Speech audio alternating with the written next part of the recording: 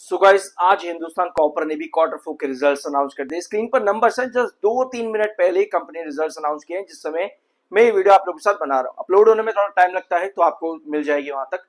अब ये है कंपनी के क्वार्टर फोर का result, March 26, December 25 and March 25। Video के आखिर में चार्ट्स भी देखेंगे, तो एंड तक देखना है कि आज की गिरावट किस रीजन से है। रेवेन्यू फ्रॉम ऑपरेशन आया है कंपनी का 1156 करोड़। हम लोगों ने प्री एनालिसिस डिस्कस किया था कल के वीडियो के अंदर, सॉरी परसों लिया था, हाँ परसों प्री एनालिसिस डिस्कस किया था। कंपनी को कितना चाहिए, 100% का ग्रोथ चाहिए, क्योंकि दिसंबर में कंपनी ने 100% का ग्रोथ दिया था, बल्कि 110%। बट ये इम्पॉसिबल है कि कंपनी इतना बड़ा रिवेन्यू दे पाए। लेकिन स्टिल ये जो रिवेन्यू आया है 1156 करोड़ का, ये एक बेंचमार्क है। और आई बिलीव कि मेजॉरिटी ऑफ मार्केट एक्सपर्ट्स के एक्सपेक्टेशन, मैंने देखी नहीं थी पहले क्या है, बट आई बिलीव कि उनको जरूर ब्रेक किया होगा आज इन नंबर्स ने रिवेन्यू के। रीजन ये है कि पिछले साल मार्च में सिर्फ 731 करोड़ का रिवेन्यू था, और इस बार कंपनी का रिवेन्यू 1156% पे आया। ऑल दो हमें ग्रोथ जो चाहिए था ना, आज पर दिसंबर का क्वार्टर जो भी गया था, 110% का हमको ग्रोथ चाहिए था एनुअल बेसिस पर। उतना ग्रोथ कंपनी नहीं दे पाई है। कंपनी ने ग्रोथ दिया है अराउंड 58% का, ठीक है। 58% कंपनी का जो रिवेन्यू है वो बड़ा है। ईयर ऑन ईयर बेसिस पर हमको 110% चाहिए था। सो हो सकता है कि मार्केट एक्सपर्ट्स यहां पर वो ग्रोथ परसेंटेज ना मिलने की वजह से अपनी जो रेटिंग्स है उसको चेंज करें, या कुछ टारगेट्स देते देखने को मिल सकते हैं खराब कंडीशन के अंदर, क्योंकि रिवेन्यू ग्रोथ परसेंटेज जो है वो यहां पर ड्रॉप हुआ है। स्टिल मैं बता रहा हूं कि ये एक्सपेक्टेशन से, मेरी एक्सपेक्टेशन जो थी उससे काफी बढ़िया है। बट अब यहाँ पर मार्केट एक्सपर्ट्स क्या एक्सपेक्टेशन देंगे उनको मैं अगले वीडियो में जरूर डिस्कस करूंगा, क्योंकि केन्स टेक्नोलॉजी और टाटा पावर में मार्केट एक्सपर्ट्स ने यही एग्जैक्टली किया था।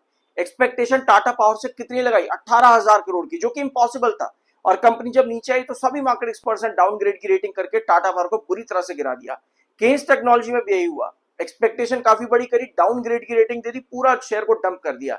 अब हिंदुस्तान कॉपर में मार्केट एक्सपर्ट्स ऐसा ना करें। आई बिलीव ये रिपोर्ट्स देखनी बहुत ज्यादा जरूरी रहेगी मार्केट एक्सपर्ट्स की, क्योंकि 58% का ग्रोथ है। ये थोड़ा सा लंबा चल गया है, बट प्लीज यहाँ पर चीजों को समझने की कोशिश हमको सही तरीके से करनी चाहिए, रादर देन कि मैं आपको बता दूं अच्छा इतना ग्रोथ हो गया, इतना ग्रोथ हो गया, बेंचमार्क है बहुत बढ़िया।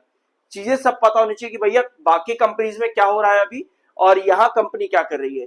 तो एक्सपेंसेस कंपनी के कितने आए हैं, 596 करोड़ के एक्सपेंसेस कंपनी के हैं मार्च में। दिसंबर में 397 करोड़ के थे, और पिछले साल मार्च में 518 करोड़ के।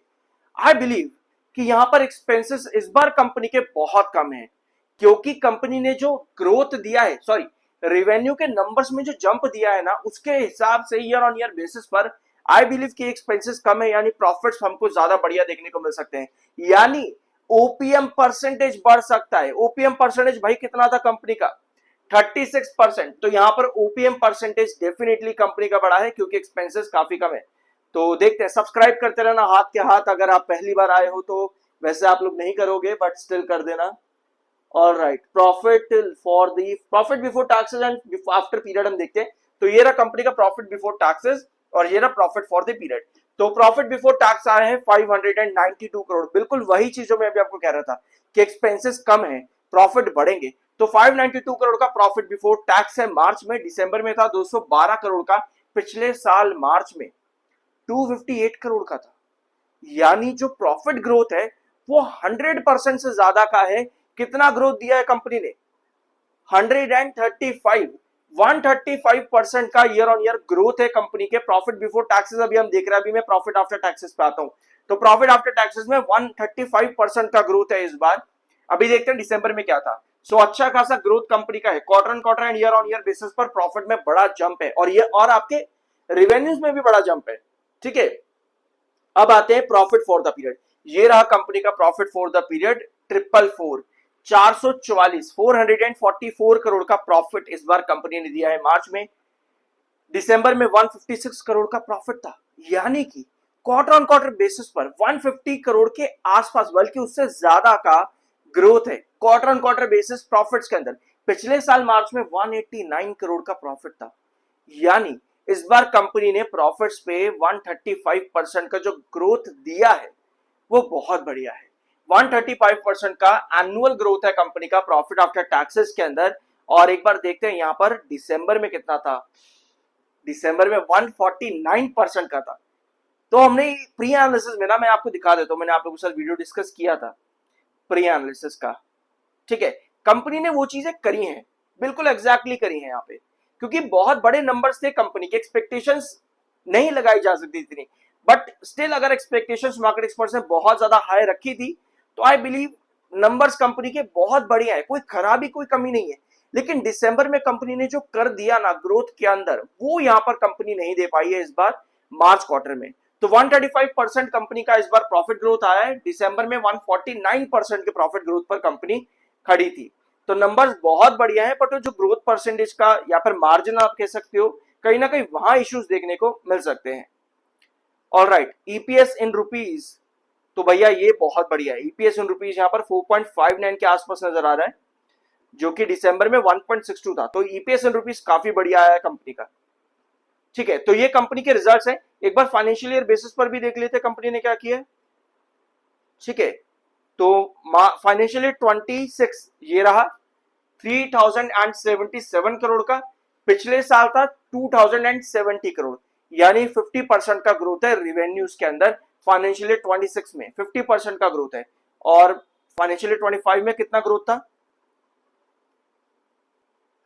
ठीक है, हाँ 20%। तो भैया यहां पर बहुत बढ़िया काम कंपनी ने किया फाइनेंशियल ईयर 26 में, 50% से ऊपर का ग्रोथ कंपनी ने दिया है फाइनेंशियल ईयर रिवेन्यूज में, जो कि बहुत बढ़िया है, ठीक है। अब आते हैं profit, give me 1 second. Profit company का कितना प्रॉफिट फॉर द पीरियड मार्च 26 के अंदर 920 करोड़ का है यहाँ पे, और सॉरी 467 करोड़ यहाँ पर दिख रहा है प्रॉफिट फॉर द पीरियड। हाँ, ये रहा प्रॉफिट फॉर द पीरियड, ये कंपनी ने दिया है 467 करोड़ का।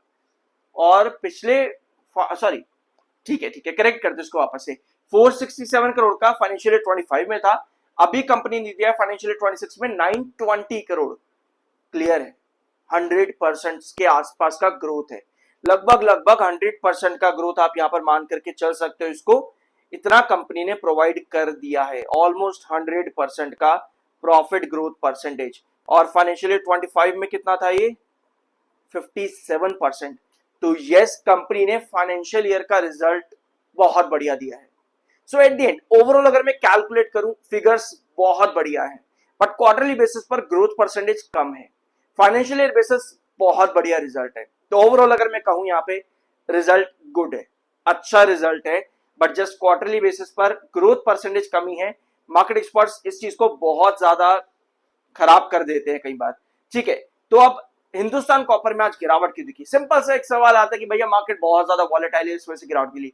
लेकिन इसके अलावा कल के लाइव सेशन में हम लोगों ने हिंदुस्तान कॉपर को डिस्कस किया था 10:30 बजे रात को 10:30 बजे हम लोगों ने लाइव सेशन में डिस्कस किया था कि यहाँ पर बेयरिश एंगल्फिंग कैंडल है, और ये बेयरिश एंगल्फिंग कैंडल आपको बन रही है लगभग कहां पे जाकर के 620 के आसपास, 620 के आसपास का हाई था लगभग कल के दिन, वहां पर बेयरिश एंगल्फिंग कैंडल। कल हमने डिस्कस किया था कि अगर इसको फर्दर और ब्रेकआउट देना है तो यहां पे आपको गैप अप ओपनिंग की जरूरत पड़ेगी, अदरवाइज बेयरिश एंगल्फिंग कैंडल है ये ड्रॉप करेगा, और यही चीज आज हिंदुस्तान कॉपर में हुई भी है। इसके अलावा एक चीज यहां पर नोट करना कि कहीं ना कहीं एक वेजिस पैटर्न पर भी है हिंदुस्तान कॉपर, जिसका इंपॉर्टेंट बेस ये डायगोनल है, यानी कि ऑलमोस्ट आपको ये देखिए कि डायगोनल 550 के 560 के आसपास 560, ये डायगोनल का बेस 560 है, यानी कि अगर इसको और सस्टेन करना है, पहली बात तो इस वेजिस पैटर्न के अंदर रहना पड़ेगा। ब्रेकआउट के लिए 620 आपका इंपॉर्टेंट रिजेक्शन है, इसको ब्रेकआउट करता है तो आपको बढ़िया टारगेट देखने को मिल सकते हैं। 560 ये आपका इंपॉर्टेंट बेस है, जहां पर हमेशा आपको बुलिश एंगल्फिंग कैंडल चाहिए, ताकि आप इस वेजिस पैटर्न के अंदर बने रहो, और जितना वेजिस पैटर्न के अंदर बनते हो उतना बढ़िया रहता है। अदरवाइज केन्स टेक्नोलॉजी, वारी एनर्जीज, इन दोनों ने रिसेंटली अपने डायगोनल्स तोड़े थे, जिसके बाद आपको गिरावट देखने को मिली, तो हमको यहाँ पर वो चीज नहीं चाहिए। हिंदुस्तान कॉपर में 560 इंपॉर्टेंट बेस है, डायगोनल पर रिजेक्शन हमको नहीं चाहिए, वहां पर इंपॉर्टेंट बेस बनाना जरूरी है ताकि हम वापस से 620 पर आ सके। इन टोटल 560 से लेकर के 620 important base and important rejection respectively. Alright, ये था हिंदुस्तान कॉपर के आज का वीडियो। होप कुछ नया जानने को मिला होगा। सब्सक्राइब जरूर करना, और साथ में जैसे ही मार्केट एक्सपर्ट्स के ओपिनियंस आते हैं रिजल्ट्स को लेकर के, जो भी रेटिंग होगी मैं उनको भी आप लोगों के साथ डिस्कस करूंगा। मिलता अगले वीडियो में।